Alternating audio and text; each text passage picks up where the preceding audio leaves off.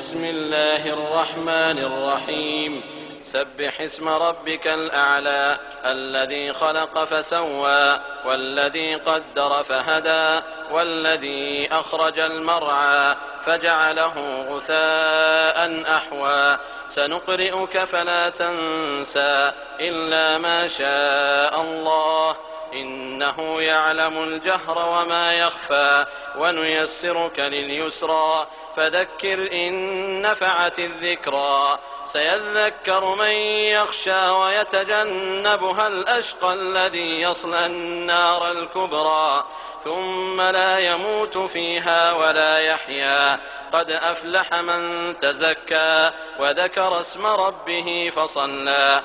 بل تؤثرون الحياة الدنيا والآخرة خير وأبقى إن هذا لفي الصحف الأولى صحف إبراهيم وموسى